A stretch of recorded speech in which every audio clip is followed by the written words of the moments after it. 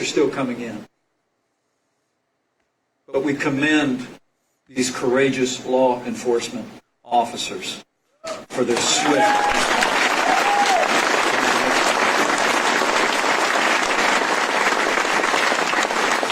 As Las Vegas knows all too well, what happened in Pittsburgh today was not just criminal.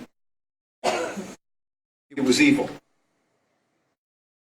An attack on innocent Americans and an assault on our freedom of religion. There is no place in America for violence or anti-Semitism, and this evil must end.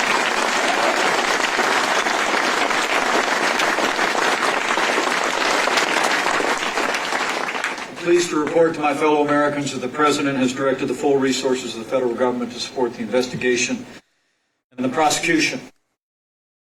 As the President said, anyone who does such a thing in a temple or a church should pay the ultimate price.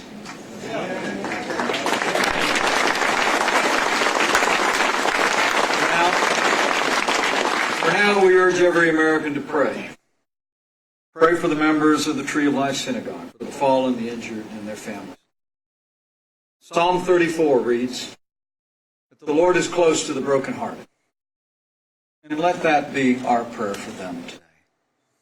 And let's also pray for the strength and wisdom to do everything in our power to bring these senseless acts of violence to an end. So help us God.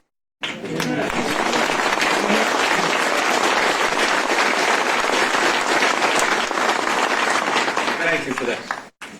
And thank you for coming out today. Thank you for coming out for a good man and a great cause. And I know the real reason you are here is because of Crescent Hardy. Crescent Hardy back in Washington, D.C.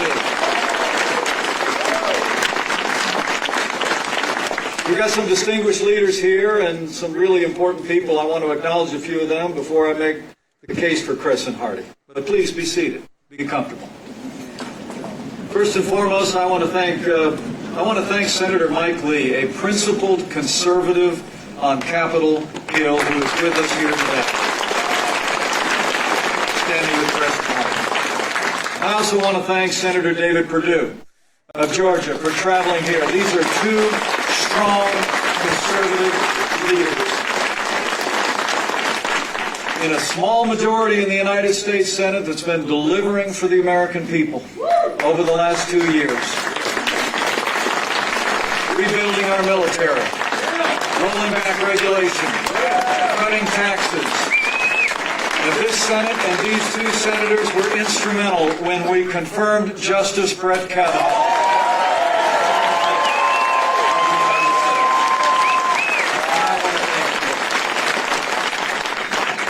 I'm not the only one that's grateful. So let me bring greetings from a friend of mine who's very grateful for their support. I'm very grateful that you're supporting Crescent Hardy in his effort to return to Washington, D.C. representing Nevada. I bring greetings from a great fan of Nevada and a great friend of Las Vegas, the 45th President of the United States of America, President Donald Trump.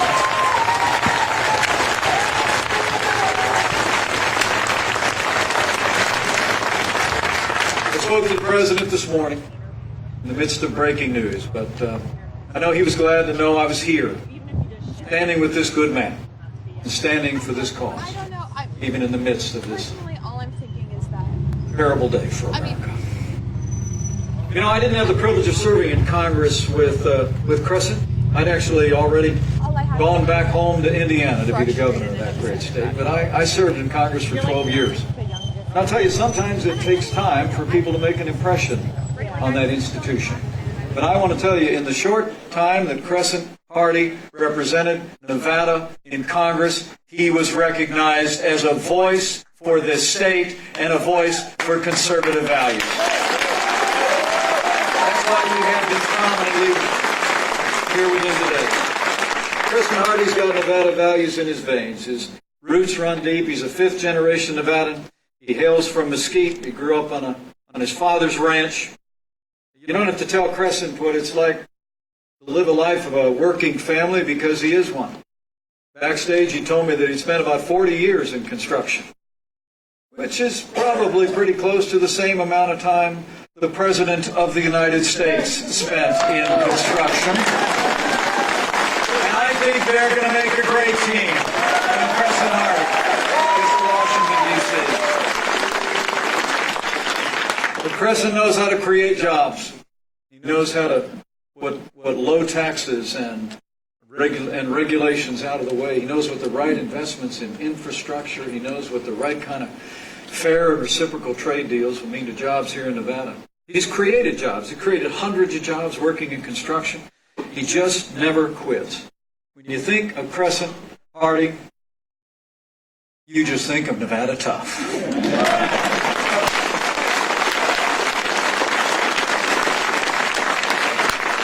I'll tell you what, the choice in this election couldn't be more clear. And I expect that's why so many of you came out this morning to support this good man, and why he's getting so much support all across this district. Because they know the quality that he brings to it. He's going to fight for Nevada values. He's going to fight for working families and businesses large and small here in Las Vegas when he gets back to Washington, D.C.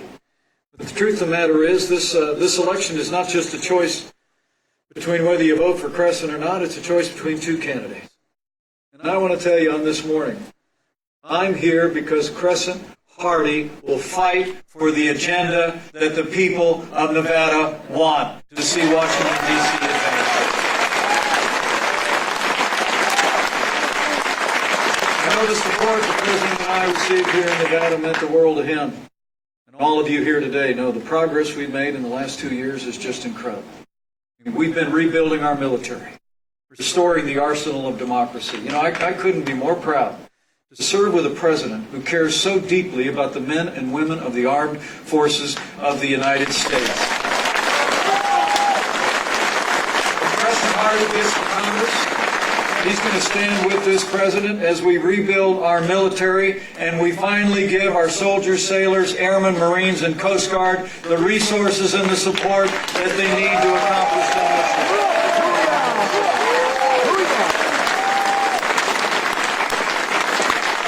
Crescent Hardy is going to bring that practical experience from years in construction to help us create even more opportunity and more jobs. You know, as I mentioned before, I always like to remind people that they elected a builder to be president of the United States. And President Hardy knows how to build, and we're going to build this economy even higher when President Hardy arrives in Washington, D.C. But think of the momentum that we have today.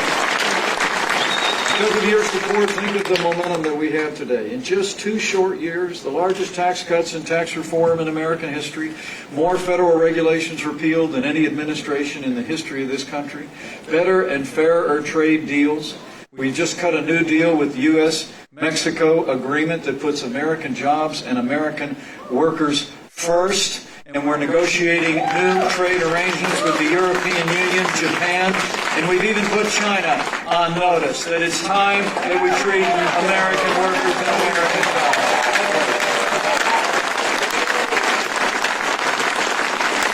The President's going to show up and he's going to fight for all of that, and he's going to help us build on the incredible progress. And I stand before you today. It's humbling for me to be a part of an administration that's seen this country's economy come back so strongly in the last 2 years. I mean, jobs report that just came out, 4.2 million new jobs created in just the last 2 years. The lowest unemployment rate ever recorded for Hispanic Americans and African Americans, and the unemployment rate overall is at a 50-year low.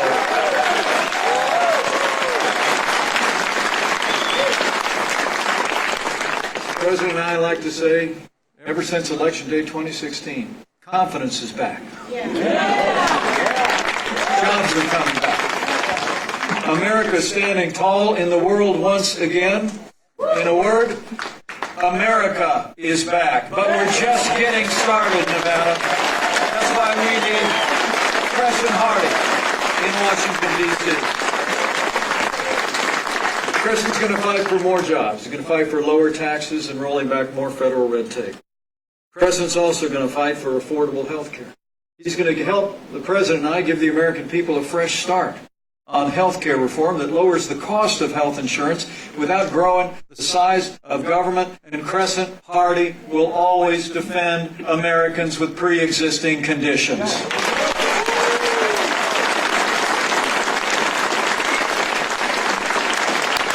Crescent Party will take a strong stand to secure our borders, build a wall, and fix this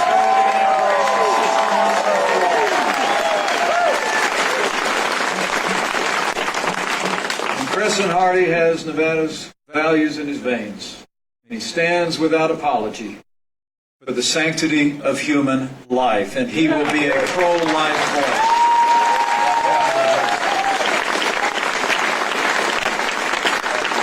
The truth of the matter is this election is really a choice.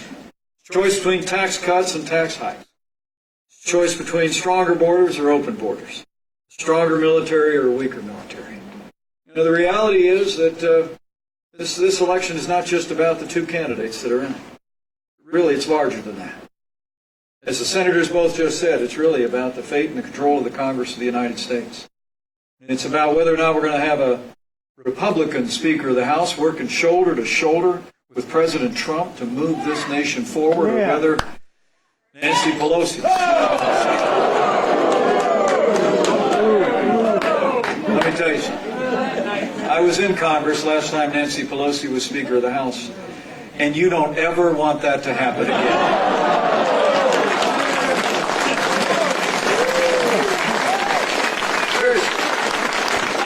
Instead of increasing military funding, they were cutting military funding. Instead of cutting taxes, they were increasing taxes. And the list goes on and on. Instead of reducing the burden of government on businesses large and small, they were growing government. They tried to give us this cap and trade to stifle America's energy economy, and they gave us Obamacare. A disaster that it is. And the truth of the matter is, men and women, we have a clear choice. And we keep hearing about this blue wave. It's going to roll across Nevada and roll across America, but I'm here to tell you, we need to elect Crescent Party and build a red wall right here in the heart of Nevada. There's three things I want to ask you to do before I jump down and hopefully say hello to as many of you as have time. First and foremost, I do want to say thank you. Thank you for coming out for this good man. And to be honest with you, I'd be here if Crescent Party was unopposed. He's just that good of a man. Exactly the kind of person you want to have. He just is. He just is. But I want to tell you, I thank you all for coming out on a Saturday morning. And it's particularly special. Can I just say thank you to all? Thank you for the privilege you've given me and my wife Karen and our family to serve as your vice president.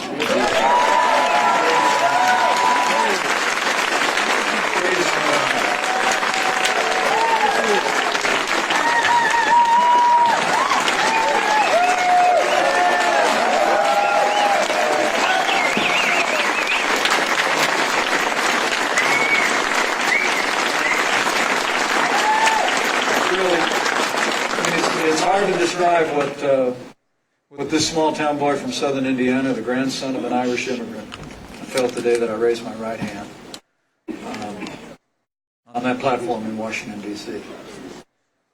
But, I was actually thinking of my grandfather that day. We were very close. My grandfather came to this country through Ellis Island when he was about my son's age now, in his early 20s. And I was thinking of Grandpa. I was named after him. My name is Michael Richard Pence. He was Richard Michael Caller. He's gone now about 30 years, but we were really close the way sometimes grandfathers and grandsons are. And I was thinking two things as I knew he was looking down from glory.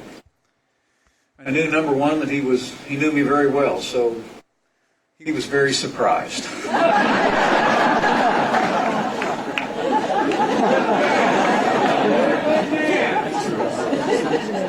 You know, the other thing, though, is there's an old legend in my family about how when my grandfather came to America,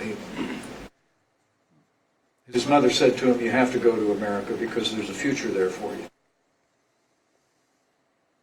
And by that, I know she meant not just a future, not just time on the calendar, but that there was an American dream waiting for him and his family.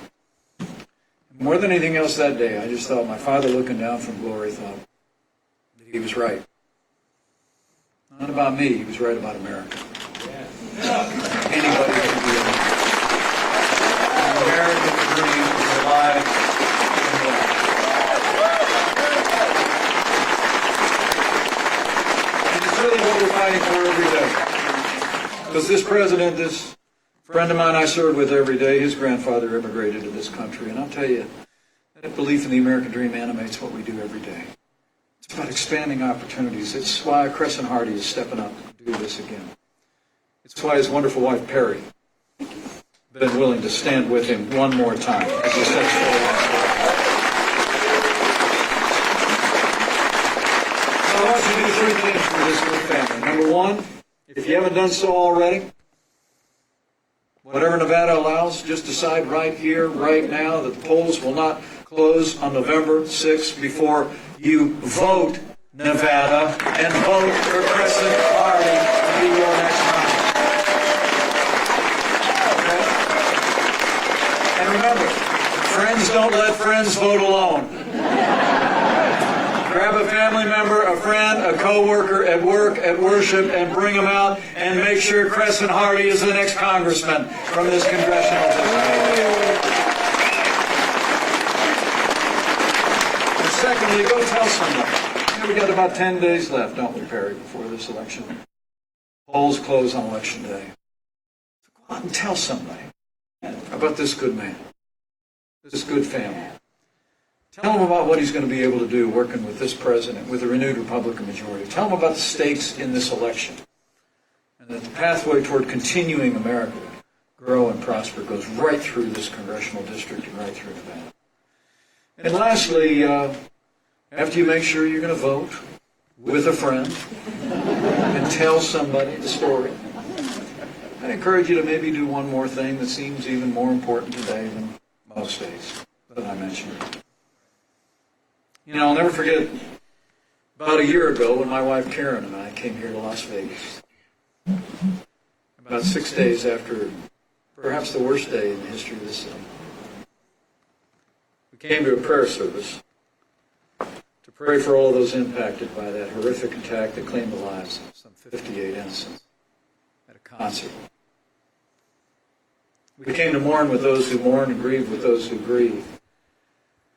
But we left so inspired by the faith of this community. The character that we saw was truly Las Vegas strong. I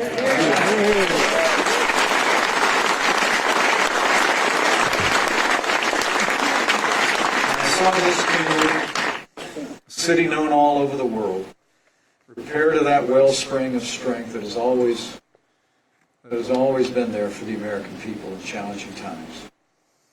And I can't help but think that on this difficult day for the people of Pittsburgh, as all the American people have heavy hearts, it's just a good time to remember.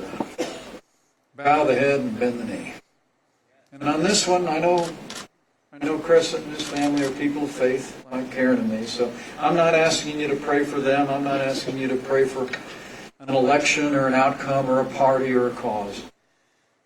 I just encourage you, my friends here in Las Vegas, on days like today and every day going up to this decision day for the American people, let's pray for America. Pray for all the people of America.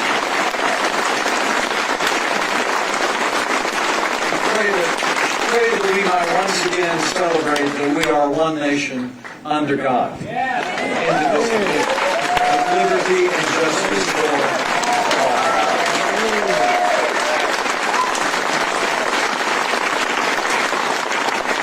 So thank you again for coming out.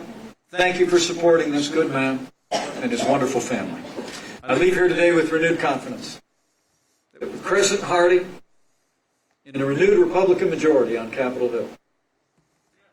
With Dean Heller back in the United States Senate.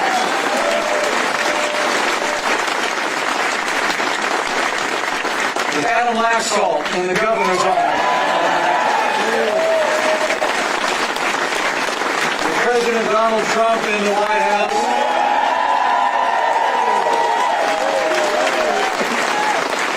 And with God's help, we will make America great again. Thank you all very much.